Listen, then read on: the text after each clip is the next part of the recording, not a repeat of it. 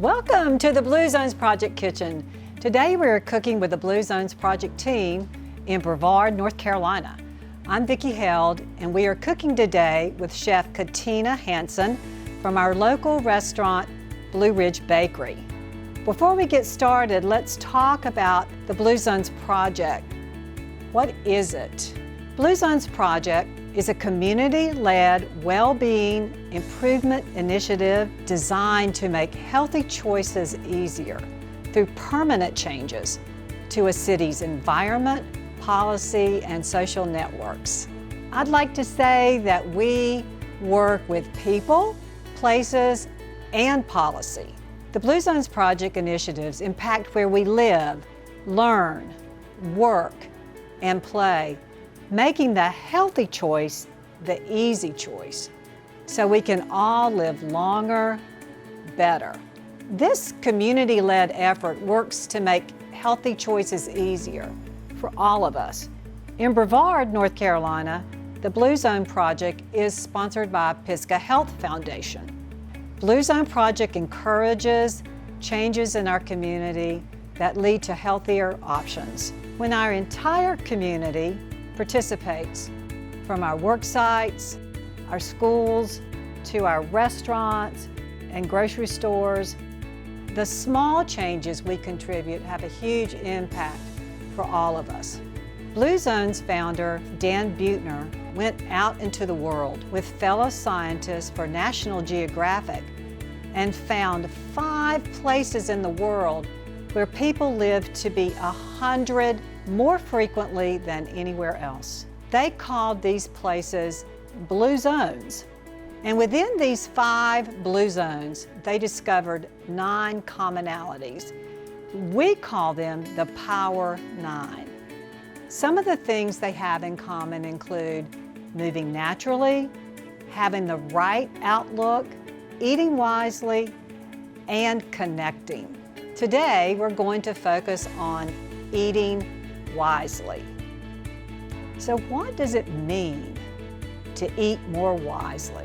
In the Blue Zone, Okinawa, Japan, they eat until they're 80% full. That's important so we don't overeat. Just think that 20% is the difference between losing and gaining weight. In Brevard, North Carolina, we are focusing on recipes that are plant slant, helping our community put more fruits and vegetables on their plates.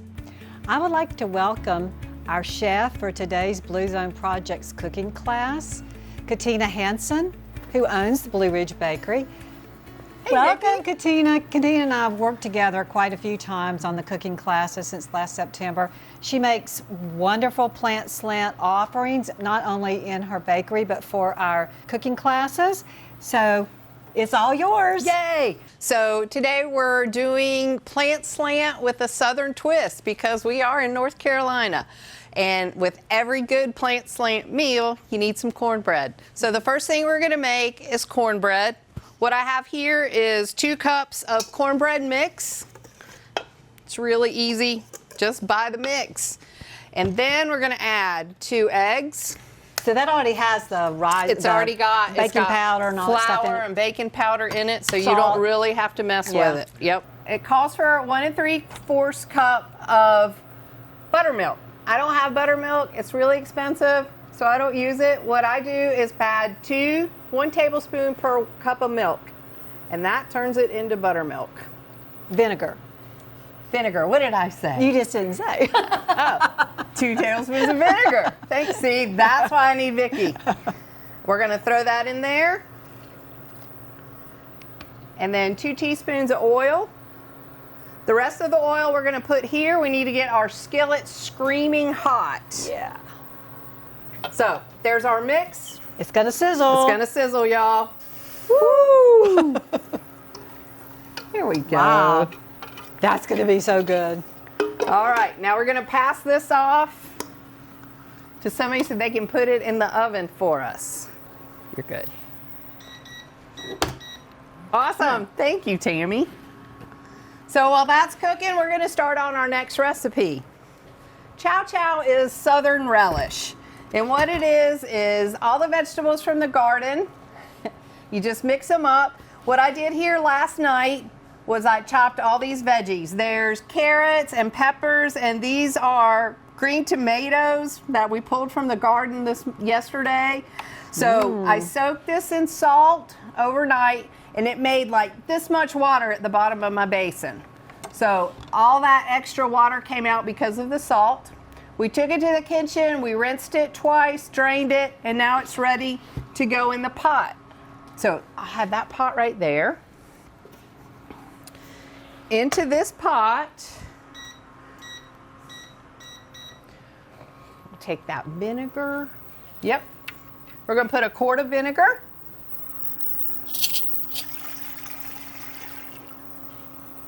There we go. 2 cups of sugar.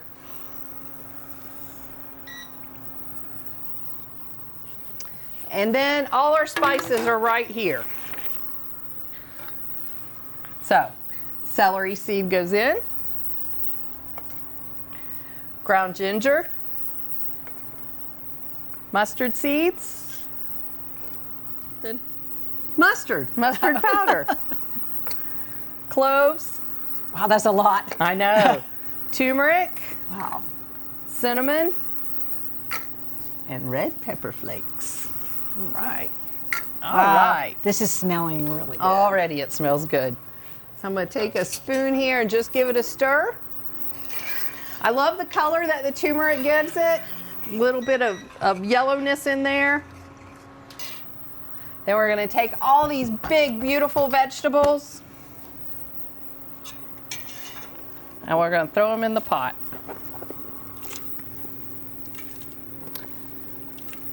So the recipe calls for green peppers and red peppers and cabbage, green tomatoes. I also threw in carrots because I love the color. So it doesn't matter. Whatever veggies you have hanging around, throw them in here. They'll be good. So that makes a huge It's a quantity. huge amount, yeah. And while that's doing its thing, we can start on our next recipe because there's some chopping involved in that one.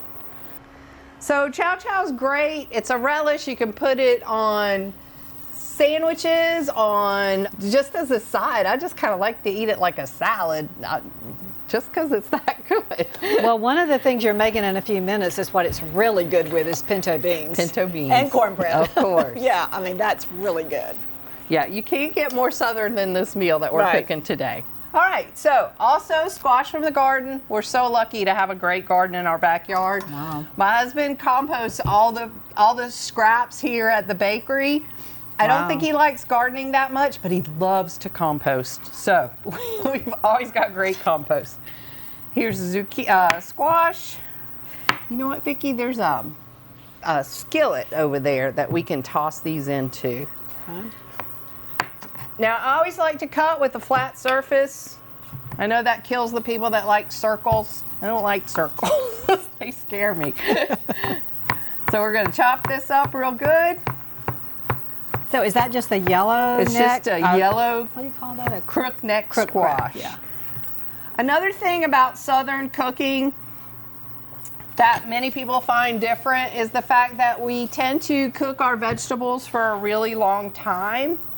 And I don't know, some people say it loses vitamins. I think as long as you're still using the cooking water, you're not losing any vitamins.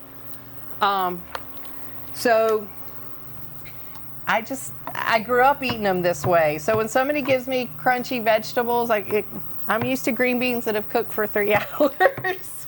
That's the way my mother cooked green beans. Yeah, they were pretty mushy. Yeah, but they're good. So I have to ask you, I mean, you have a Greek background. Does this taste good to you? It does. Actually, it's amazing how much, when you're talking especially about blue zones in plant slant, how much of the food that I grew up eating with my family is stuff that is coming out as popular now. I mean, the Mediterranean diet. We ate cheap food. Right. You know, And you grew it. And we grew it. My Yeah. daddy had a garden. It's just the way we grew up. So I'm just going to chop this up real quick.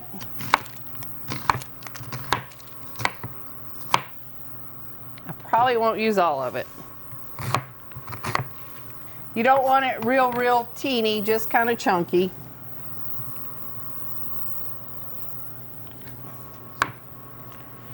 We'll do one more squash. Will you drizzle just like a little teaspoon in there?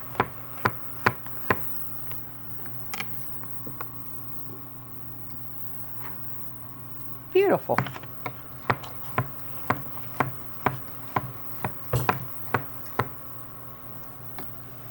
This is another easy dish.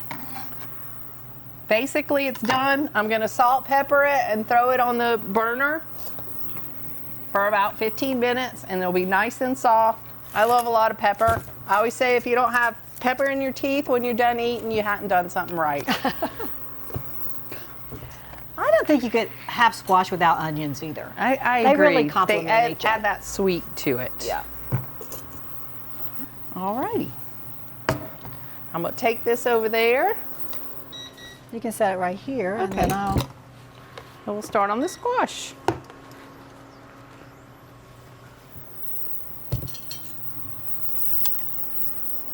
What I like to do is get a little bit of color on the onions first.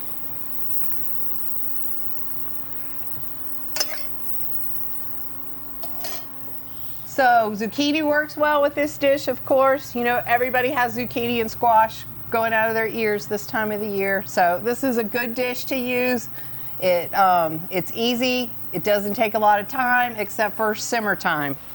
So we're gonna let that chill out for a while, and we'll start on our next dish. Wow, are we already there? Yes. Yes. All right, so I'm gonna need that carrot and celery. This is pintos. Again, last night I soaked these in water. They puffed up to twice their regular size. And the reason you do that is, number one, to cut cooking time. Number two, it helps with gassy issues that you may have with beans. And to me, it makes them more creamy and tender if you take that time to soak them overnight. Pintos are great. They're kind of like beigey light right now, and when you cook them, they turn darker. also they're so high in protein, and they're also very inexpensive. Yeah. I mean, they're just, most of the Blue Zones have beans in their diet, make up a large part of their diet. Beans are probably one of the best things you can eat. All dried beans. So what I'm doing is chopping up some celery. We're going to put it in its pot in just a second. Celery is chopped. I hear sizzling. Oh yeah. It's doing its thing. Let's use that other half of onion. Yeah. So this is the Trinity I've heard so many times. Every culture has their own seasonings that they use for everything. In Greece, it's lemon juice, olive oil, and garlic. And New Orleans cuisine, it's celery, onion. So this is ours. I use it for almost every pot of anything I make. It's going to get carrot, celery, and onion. And those are just good flavor things. Also, when I'm cooking pintos, I'll look in my fridge and see what looks old, what needs to get eaten, because food waste is something Mom always, you know, it's a sin to waste food. So it's kind of, my husband makes fun of me because I don't waste anything. Well, anything left over can go in a soup, or yeah, or put in the freezer to go in the soup later. absolutely.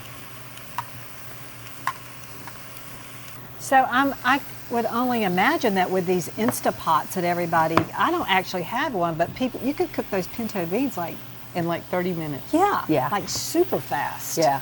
I just didn't want another appliance on my. You know, that's exactly how I felt. I was like, oh, But I come know on. everybody has Everybody them. has one. And the air fryers too. Oh yes. I don't have I one don't of have an air those. fryer either, but I got a convection oven though. Alrighty. So we got carrot, onion, celery.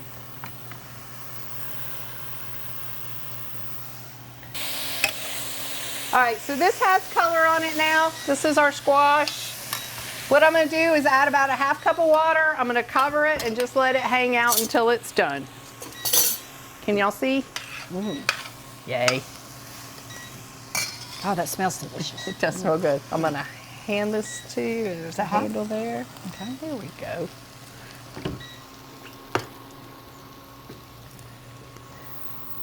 Thank you. So we're gonna put a little bit here in the squash. There we go. And we're gonna put a bunch here in the beans.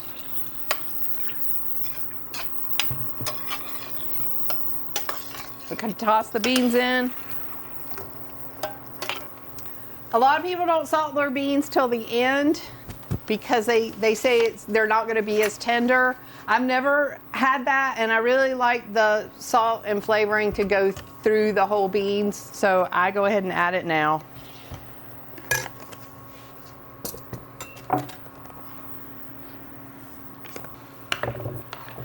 Now these guys are gonna simmer for a couple of hours. Lucky for y'all, we already made some. All right, so we're back and we have everything ready and laid out for you guys to look at. Here's our beautiful cornbread, stewed squash, pintos.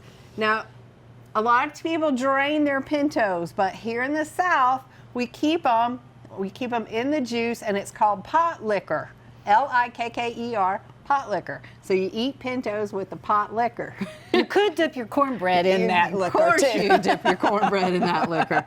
And here's our chow chow relish. It still has all its beautiful color, and it's ready to go. Thanks, you guys. I had so much fun cooking for you. I hope to see you someday anywhere out in TV land. I don't know. Or you can come to Brevard and see us, and I can cook for you. Yes, at Blue Ridge Bakery. Thank you, Katina. You're welcome, As Vicki. always, it was wonderful. Thank you.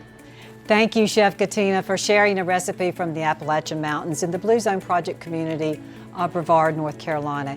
And thank you all for joining us today for the Blue Zones Project cooking class. We invite you to take the personal pledge. This is a personal promise to yourself by selecting at least 5 actions that you pledge to complete within the next 6 months. Some of the items include participating in a Blue Zone Project program. You can get involved by joining a walking moai, take a purpose workshop, or be part of a potluck moai. We invite you to learn more about the Blue Zone Project and the Power 9 by watching this bonus video, and also explore more about the Blue Zone Project at bluezoneproject.com.